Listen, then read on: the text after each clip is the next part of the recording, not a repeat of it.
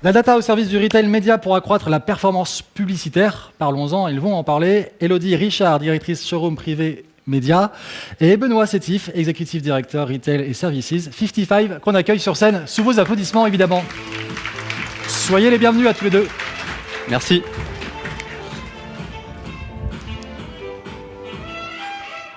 Je ne sais pas trop comment s'installer. Bonjour à tous. Bonjour. Du coup, on a plusieurs sujets à couvrir ensemble aujourd'hui.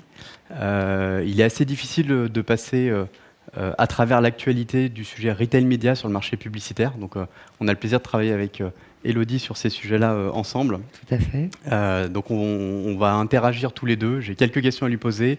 Elle va y répondre pour vous apporter un éclairage sur quel est le rôle de la donnée dans le marché publicitaire et les spécificités de la donnée retail, et en quoi c'est un vrai levier de performance et un vrai levier d'intérêt pour les annonceurs aujourd'hui. Alors, il faut que j'appuie là. Je te laisse te présenter peut-être, et puis nous présenter aussi un petit peu. Du coup, bien sûr, je suis Élodie Richard. Moi, je dirige toute la partie média, retail média pour le groupe Showroom Privé. Et je suis dans le groupe depuis 4 ans, donc avec évidemment les sujets data qui sont au cœur de la médiatisation pour nous. Du coup, Benoît Sétif, donc moi j'accompagne les retailers sur cette transformation autour du retail média chez 55. Alors, est-ce que tu peux nous raconter un petit peu, de manière sympa, intelligible, l'histoire un peu justement du retail média, de showroom privé, comment un distributeur devient progressivement un vendeur d'espace publicitaire, voire un vendeur de data? Tout à fait. Alors, à la base, le métier de showroom privé, c'est de la vente événementielle, de la vente flash. Donc, on donne à disposition de nos membres, pendant un temps donné, une opportunité sur certaines marques, sur une typologie de produits. La plateforme a été créée il y a 16 ans. Aujourd'hui, on a 22 millions de membres actifs sur le groupe Showroom Privé. Le groupe Showroom Privé, c'est à la fois Beauté Privée, qu'on a racheté il y a 3 ans, et la plateforme Showroom Privé, et également l'extension à l'international, puisqu'aujourd'hui, on est présent dans 7 pays. Donc, en plus de la France, on a l'Italie, l'Espagne, le Portugal, le Maroc, la Belgique, les Pays-Bas. Donc, on collecte dans tous ces pays. On fait partie du top 10 des sites e-commerce français. On travaille avec plus de 3000 marques, donc énormément de données, évidemment.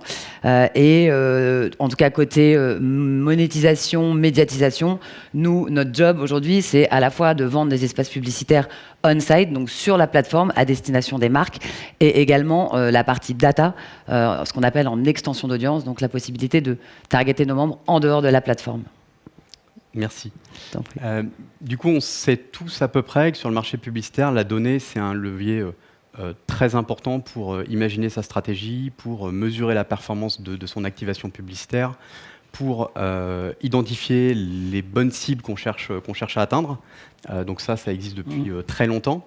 Est-ce que tu peux nous dire, aujourd'hui, par rapport à un Google, un Meta ou un publisher comme Le Monde ou Le Figaro, c'est quoi la spécificité de la donnée que peut proposer un retailer sur le marché aux annonceurs, aux agences, et plus précisément, peut-être, qu'est-ce qu'un modèle de vente événementielle comme showroom privé a de différenciant? Oui, bien sûr. C'est vrai qu'on va différencier 2 choses. La donnée retailer, au global, et après la spécificité de showroom privé. La donnée retailer, par rapport à une donnée média, elle a évidemment plusieurs avantages, en tout cas différenciation. Elle a la notion de transaction. Donc, dans une donnée de retailer, on a la donnée d'achat, ce qui n'est pas forcément le cas, évidemment, dans les données médias aujourd'hui. Donc, nous, par exemple, sur Showroom Privé, mais que ce soit sur un Carrefour, un Intermarché, un Leclerc aujourd'hui, c'est pareil. On a la possibilité, quand on lance un média, d'aller traquer jusqu'à la vente. En tout cas, on a la possibilité d'avoir une vision de l'achat que va faire le membre sur les plateformes. Ce qui permet aussi d'avoir d'autres données. On a des données de profil qualifié. Typiquement, quand on fait du drive ou quand on fait de la logistique et du colis, on va avoir besoin, d'avoir un profil qualifié, et 2, on va avoir besoin aussi des données de tout ce qui est géoloc, parce que l'objectif, évidemment, c'est de recevoir son colis à la bonne adresse. Donc, du coup, en plus, on a une véracité des données qui est extrêmement forte par rapport à ce qu'on peut avoir sur des données médias assez classiques. Et après, on a aussi toute la donnée d'intention. Il faut savoir que quand on surfe sur un site comme un Cdiscount, un Amazon ou un showroom privé, on va avoir à la fois la partie achat, mais on va également avoir toute la partie intention. C'est-à-dire, qu'est-ce que je vais aller regarder régulièrement? Donc, qu'est-ce qui va être mon appétence? Qu'est-ce qui va être mon intention? Si je suis en phase d'achat d'un produit, je vais aller benchmarker, je vais aller regarder plusieurs fois un produit.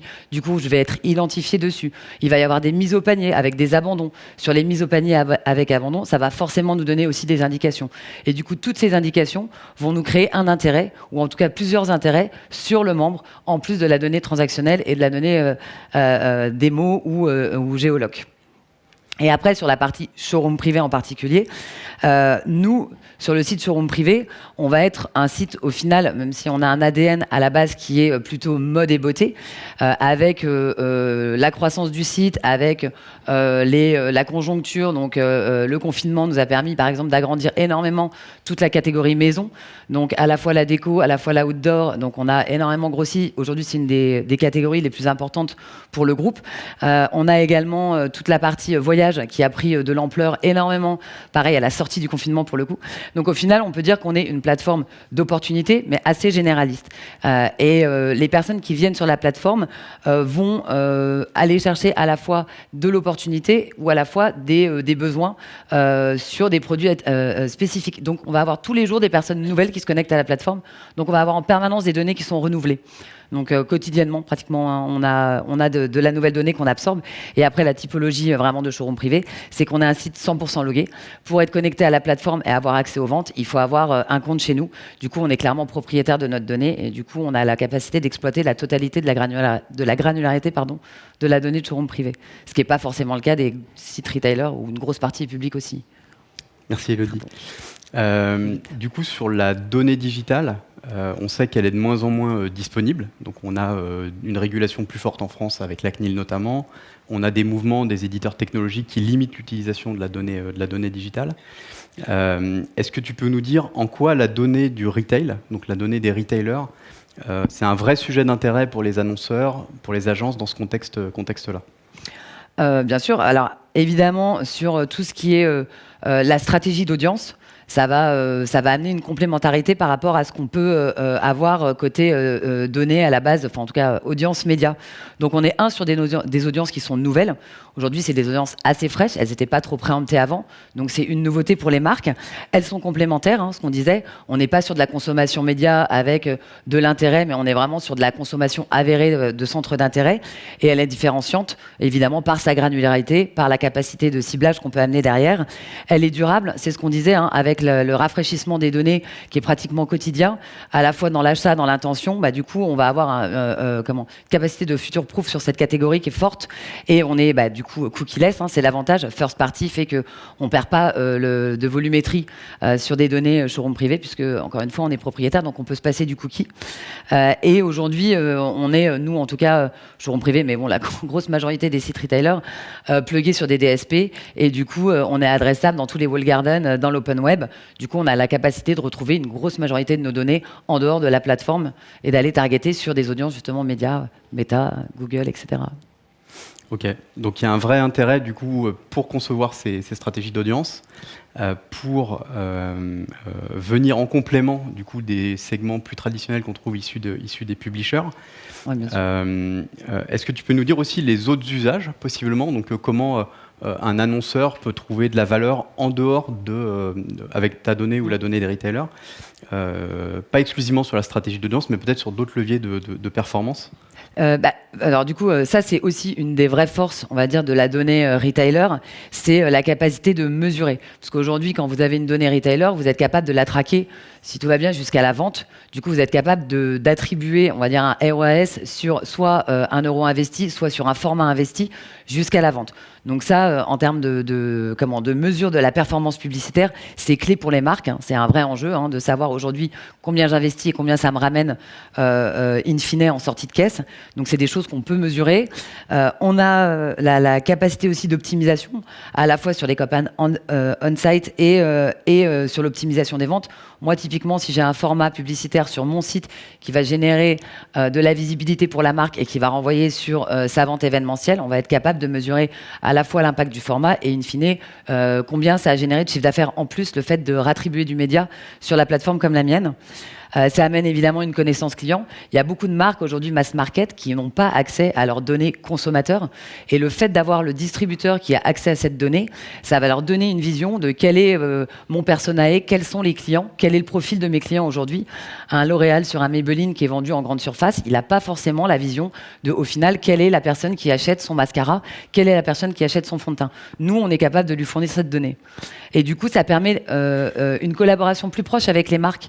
Là où aujourd'hui, il y avait toujours une frontière entre les vendeurs de médias et les marques, où évidemment la suprématie était plutôt aux marques. Aujourd'hui, on est obligé de se parler, on est obligé de s'entendre, on est obligé de collaborer, parce que évidemment, les données qu'on peut leur amener est une source d'information aussi pour eux, une source d'optimisation et potentiellement une source de revenus additionnels. Du coup, forcément, la collaboration est beaucoup plus sereine et beaucoup plus saine dans les deux cas, à la fois côté nous, retailer, et du coup, côté marque en parallèle. Merci.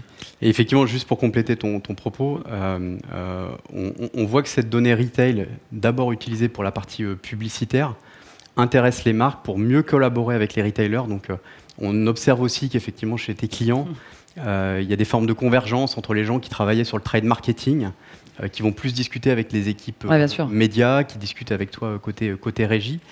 Et on a une collaboration qui s'améliore du coup pour faire en sorte que tout le monde fasse croître entre guillemets sa performance et pas juste uniquement acheter un inventaire publicitaire chez toi ou acheter un segment d'audience pour l'activer. T'as raison, je pense que c'est vraiment, en tout cas le retail média va tirer vers le haut toute cette masse d'investissement qui était dépensée par les marques, et le fait d'avoir aujourd'hui la mesure sur un inventaire, en tout cas sur un budget trade, pour eux c'est clé. Ce qui n'était pas le cas aujourd'hui, donc c'est vraiment hyper important, tu as raison, ça enrichit on dirait la machine en plus, c'est très bien. Exactement. Et du coup l'idée c'est de parler un petit peu de l'avenir, donc on a eu l'occasion de travailler ensemble avec Elodie sur comment encore mieux servir les annonceurs, comment être encore plus compétitif sur le marché publicitaire versus l'ensemble des propositions. Donc tu parlais de Carrefour par exemple ou d'autres acteurs. Ah, bien sûr. Est-ce que tu peux nous dire un petit peu c'est quoi ton plan de marche sur les 12 prochains mois pour continuer dans cette direction ? Tout à fait. Alors nous, en tout cas spécifiquement pour le coup côté showroom privé, on a une typologie un peu atypique puisque ce qu'on disait, on est 100% logué, donc on a un site fermé, ce qui veut dire que l'ensemble des formats qui étaient disponibles pour les marques, c'est des formats qui sont implémentés en dur, drivés uniquement par ma team. Et l'objectif, c'était comment on passe à la step d'après, comment on rajoute des stack data potentiellement pour grandir. Donc le premier travail qu'on a dû faire sur cette partie-là, c'est aller regarder aujourd'hui comment la data était collectée. Moi, je suis arrivée en 2019, tout ce qui avait été installé, ça datait de 2017, donc il y avait quand même des changements qui avaient été faits, donc il y avait, on va dire, des trous dans la raquette. Du coup, on a travaillé avec 55 pour la première étape, c'était renforcer la partie data, notre active data, qui est quand même aujourd'hui la manne des retailers, et il fallait vraiment qu'on soit conscient de ce qu'on avait et est-ce qu'on collectait correctement, est-ce qu'on collectait le maximum de volume, est-ce que tout était bien remonté dans les outils. En l'occurrence, c'était pas le cas. Donc, il y a tout un travail d'optimisation qui est fait en ce moment sur ce sujet-là. Et après, en parallèle de ça, si on veut commencer à travailler, on va dire, à grande échelle ou avec plusieurs marques, on peut pas tout faire à la main comme c'est le cas aujourd'hui. Donc, on a été obligé de s'équiper d'un ad server, d'avoir la possibilité d'automatiser toute cette partie-là. Et du coup, c'est en intégration aujourd'hui. Donc, on s'équipe d'un partenaire et d'un outil d'ad serving qui va nous permettre à la fois de driver des campagnes de manière automatique avec des ciblages pertinents en temps réel sur la plateforme, et derrière va permettre aussi aux annonceurs d'avoir du coup des reports en temps réel sur la plateforme, et ils vont pouvoir suivre à la fois leurs investissements, les formats, les typologies de formats, etc., les produits qui marchent plutôt bien sur la plateforme, tout ça, et pouvoir optimiser en live les campagnes qu'ils mettent en place sur la plateforme. Et du coup, comme aujourd'hui on avait des offres qui étaient plutôt branding en haut de la page, on va vraiment avoir la possibilité d'avoir toujours nos offres branding pour les marques. On va les compléter avec tout ce qui est de la considération, donc des pages dédiées pour les marques, du temps passé avec les clients et in fine de la conversion. Donc aujourd'hui, on ramène vraiment la partie conversion dans l'offre média de la plateforme, en tout cas du groupe showroom privé, ce qui n'était pas le cas jusqu'à aujourd'hui. Donc c'est des grosses avancées pour nous avec des grosses perspectives d'évolution. Donc c'est des gros challenges pour 2023, mais c'est chouette. C'est chouette. Et effectivement, ce qu'on décrit là, c'est une accélération qu'on constate chez Showroom Privé, mais chez de nombreux retailers, avec une vraie accélération de l'offre et des capacités.